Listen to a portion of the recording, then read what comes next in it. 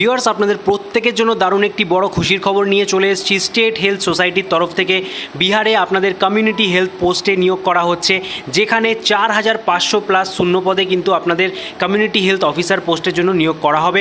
এখানে আপনারা GNM, BSc, post basic BSc সমস্ত প্রার্থীরাই আবেদন করতে পারবেন, মেল ফিমেল উভয়ই। ফ্রেশার ক্যান্ডিডেট থেকে শুরু করে এক্সপিরিয়েন্স উভয় ক্যান্ডিডেটরাই আপনারা এখানে এলিজিবল। এর জন্য আর কী কী ক্রাইটেরিয়া রয়েছে, ফুল নোটিফিকেশনে কী কী ডিটেলস বলা হয়েছে, এজ লিমিট কী থাকছে, স্যালারি কত টাকা পাবেন, সম্পূর্ণ ডিটেলস আজকে জানতে হলে ভিডিওটিকে একদমই শেষ পর্যন্ত স্কিপ না করে দেখতে থাকুন। যারা চ্যানেলে নতুন দর্শক রয়েছেন, প্রথমবার চ্যানেলটি ভিজিট করছেন, চ্যানেলটিকে এখনই সাবস্ক্রাইব করে পাশের বেল আইকনটিকে অন করে রাখুন। তার পাশাপাশি আমাদের টেলিগ্রাম গ্রুপেও যুক্ত হয়ে যান। চলুন অফিসিয়াল বিজ্ঞপ্তিতে গিয়ে সম্পূর্ণ ডিটেলসগুলি জেনে নেওয়া যাক। অনস্ক্রিন আপনারা সেই অফিসিয়াল নোটিফিকেশনটি এখন দেখতে পাচ্ছেন। বিজ্ঞপ্তিটি এনএইচএমের তরফ থেকে প্রকাশিত করা হয়েছে, যেখানে হেলথ অ্যান্ড ওয়েলনেস সেন্টারগুলিতে সিএইচও পোস্টের জন্য অর্থাৎ কমিউনিটি হেলথ অফিসার পোস্টের জন্য আপনাদের নিয়োগ করা হবে। মহিলা এবং পুরুষ উভয়ে যোগ্য প্রার্থীরাই আপনারা কিন্তু এখানে আবেদন করতে পারবেন। প্রথমেই এখানে পোস্টের নাম সহ আপনাদের ভ্যাকেন্সির যে ডিটেলস সেটা বলে দিয়েছে ক্যাটাগরি ওয়াইজ।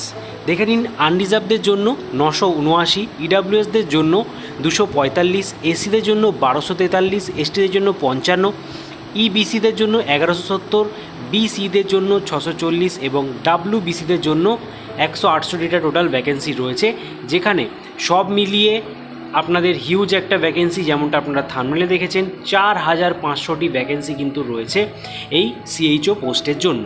ঠিক আছে, এরপর আমরা দেখে নেব যে এলিজিবিলিটি কন্ডিশন কী কী বলা হয়েছে এই পোস্টগুলিতে আবেদন করার জন্য। এখানটাতে লক্ষ্য করুন, এলিজিবিলিটি ক্রাইটেরিয়ার আন্ডারে যে এসেন্সিয়াল কোয়ালিফিকেশানগুলি বলা হয়েছে সেখানে কতগুলি রয়েছে, অর্থাৎ যে কোনো একটা ম্যাচ করলেই আপনারা কিন্তু আবেদন করতে পারবেন।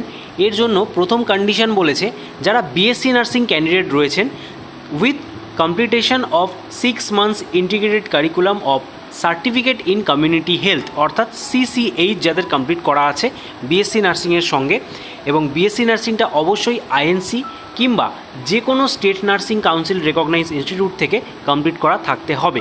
এখানে বলে দিয়েছে অ্যাকাডেমিক ইয়ার, সেটা 2020 থেকে তার পরবর্তীতে যারা কমপ্লিট করেছেন তাদের জন্য। তো বিএসসি নার্সিং যে সমস্ত প্রার্থীরা কমপ্লিট করেছেন, সিসিএইচ ট্রেনিং রয়েছে, তারা কিন্তু এখানে এলিজিবল। তার সাথে পরবর্তীতে কি বলেছে, দিয়ে যারা পোস্ট বেসিক বিএসসি নার্সিং করেছেন অবশ্যই সিসিএইচটা থাকতে হবে, আইএনসি কিংবা যে কোনো state nursing council recognise institute থেকে কমপ্লিট করা থাকলেই আপনারা আবেদন করতে পারবেন।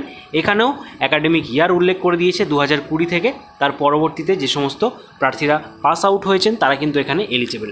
ঠিক আছে, তো এখানে আরও একটা কথা বলে দিয়েছে, clarification purpose academic year referred integration middle level, যেখানে আপনাদের 19-20 বা তার পরের যে সমস্ত প্রার্থীরা পাস আউট হয়েছেন তারা কিন্তু এখানে আবেদন করতে পারবেন। ঠিক আছে, পরবর্তী ক্রাইটেরিয়া দেখে নিন, BSc nursing, post basic BSc nursing এবং তার সাথে বলেছে জেনারেল নার্সিং অ্যান্ড মিডওয়াইফি অর্থাৎ জিএনএম পাস ক্যান্ডিডেটরাও আপনারাই আবেদন করতে পারছেন।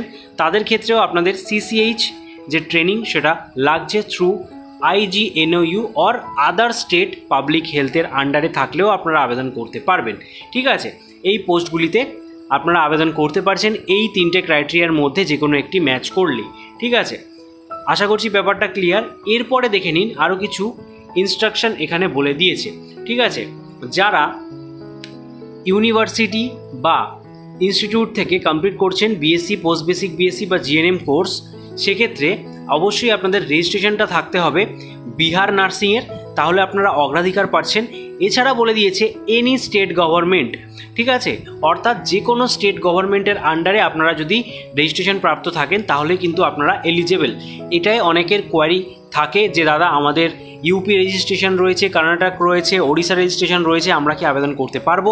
তো এখানে কিন্তু এনি স্টেট নার্সিং কাউন্সিল বলেই দিয়েছে, যে কোনো স্টেটের প্রার্থীরা আপনারা এখানে আবেদন করতে পারছেন। ঠিক আছে, সেক্ষেত্রে আপনাদের আরও কিছু ক্রাইটেরিয়া এখানে বলে দিয়েছে। তো আপনারা যারা যারা এখানে সিলেক্টেড হবেন সেক্ষেত্রে আপনাদের বলে রাখি, আপনারা কিন্তু পার্মানেন্ট রেজিস্ট্রেশন যেটা রয়েছে অর্থাৎ আইএনসি কিংবা যে কোনো স্টেট নার্সিং কাউন্সিলের সেটা ডকুমেন্ট ভেরিফিকেশনের সময়ই আপনাদেরকে সেটা শো করতে হবে, এবং অবশ্যই ভিআর নার্সের যারা রেজিস্ট্রেশন রয়েছে তারা তো সেটা সেখানে শো করছেন, যারা বিএ নার্সি থেকে কমপ্লিট করেছেন সেটা অবশ্যই 90 দিনের মধ্যে সিএইচওতে জয়েনিং হওয়ার আপনারা সেটাকে জমা করতে হবে। এছাড়া যারা বাইরের স্টেট, সাপোজ করুন আপনারা WBNC অর্থাৎ ওয়েস্ট বেঙ্গলের প্রার্থীরা দেখছেন এবং ওয়েস্ট বেঙ্গল থেকে অ্যাপ্লাই করেছেন, সেক্ষেত্রেও আপনারা কিন্তু এখানে আবেদন করতে পারবেন। যেমনটা বললাম, সেক্ষেত্রে আপনাদের কি করতে হবে, আদার স্টেটের ক্যান্ডিডেটদের জন্য এখানে বলে দিয়েছে, candidate who are not registered with Bihar nurse registration council but have other state nursing council registration will submit an affidavit. আপনাদের একটা নন জুডিশিয়াল স্ট্যাম্প পেপারে 100 টাকার একটি অ্যাফিডেভিট জমা করতে হবে CHO জয়েনিংয়ের 90 দিনের মধ্যে। ঠিক আছে, অবশ্যই তাহলেও আপনারা এখানে এই যে প্রসিডিওর রয়েছে সেটা কমপ্লিট করে ফেলতে পারবেন। আশা করছি সম্পূর্ণ ব্যাপারটা আপনাদের কাছে ক্লিয়ার হয়ে গেল যে যারা আদার স্টেটের প্রার্থীরা রয়েছেন তাদের জন্য কি প্রসিডিওর রয়েছে, আর যারা BNRC থেকে কমপ্লিট করেছেন তারা তো সরাসরি 90 দিনের মধ্যে আপনাদের রেজিস্ট্রেশন সার্টিফিকেট জমা করলেই সম্পূর্ণ প্রসেসটা আপনাদের কমপ্লিট হয়ে যাবে। ঠিক আছে, তো এখানে এবার এজ লিমিটটা দেখে নিন। আনরিজার্ভ এবং EWSদের ক্ষেত্রে মেলদের জন্য 42, ফিমেলদের জন্য 45 রাখা হয়েছে। OBC এদের ক্ষেত্রে 45 উভয়ের ক্ষেত্রেই রাখা হয়েছে। ST SC যারা বিহার ডোমিসাইল থেকে, এটা কিন্তু লক্ষ্য করার বিষয়, যারা বিহার ডোমিসাইল বা বিহারের স্থায়ী বাসিন্দা রয়েছেন তাদের জন্যই কেবলমাত্র ST SC প্রার্থীরা এখানে বয়সের ছাড়টা পাবেন 47 বছর পর্যন্ত, এবং মিনিমাম এজ 21 বছর রাখা হয়েছে।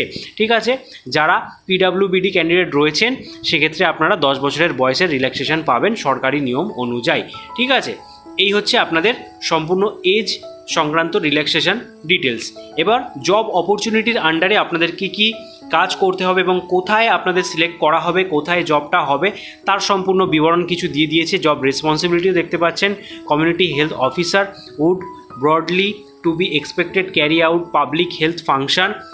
এই সমস্ত বিষয় আপনাদের কিন্তু অবশ্যই খেয়াল রাখতে হবে। জব রেসপন্সিবিলিটির আন্ডারে কি কি কাজ করতে হবে তার ডিটেলস এখানে উল্লেখ করেছে।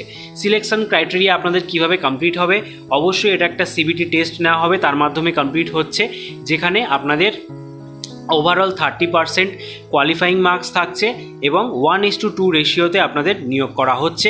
এবং যারা যারা শর্টলিস্টেড হবেন নিয়োগের জন্য, সেক্ষেত্রে আপনাদের অরিজিনাল সার্টিফিকেট সহ সম্পূর্ণ যে লিস্ট বলে দিয়েছে ডকুমেন্টের, এই লিস্ট নিয়ে নির্দিষ্ট ভেন্যুতে গিয়ে উপস্থিত হতে হবে এবং সেখানে আপনাদের ডকুমেন্ট ভেরিফিকেশনের মাধ্যমে সম্পূর্ণ সিলেকশন প্রসিডিওরটা কমপ্লিট হয়ে যাবে। ঠিক আছে, এই হচ্ছে সম্পূর্ণ প্রসিডিওর। এর জন্য কোনো রকম TA বা TA দেওয়া হবে না, সেটাও এখানে উল্লেখ করে দিয়েছে। এবং আপনাদের আবেদন প্রক্রিয়া কবে থেকে শুরু হচ্ছে সেই ডিটেলসটাও এবার আমি আপনাদের দেখিয়ে দিচ্ছি। এখানে দেখতে পাচ্ছেন ডেটটি উল্লেখ করা রয়েছে 5ই মে 2025, 10টা থেকে আবেদন শুরু হয়ে যাচ্ছে, অর্থাৎ অনলাইনে আপনাদের আবেদন করতে হবে। আবেদন করার অফিসিয়াল লিঙ্ক আপনারা দেখতে পাচ্ছেন https://shs.bihar.government.in/ এই অফিসিয়াল ওয়েবসাইটের হিউম্যান রিসোর্স ট্যাবে গিয়ে আপনাদের অ্যাডভার্টাইজমেন্ট পেজে ক্লিক করলেই আপনারা PDFটা দেখতে পারবেন এবং সেখান থেকে কিভাবে আবেদন করতে হবে তার জন্য যদি ভিডিও আপনাদের প্রয়োজন হয় অবশ্যই বেশি করে কমেন্ট বক্সে কমেন্ট করে জানান।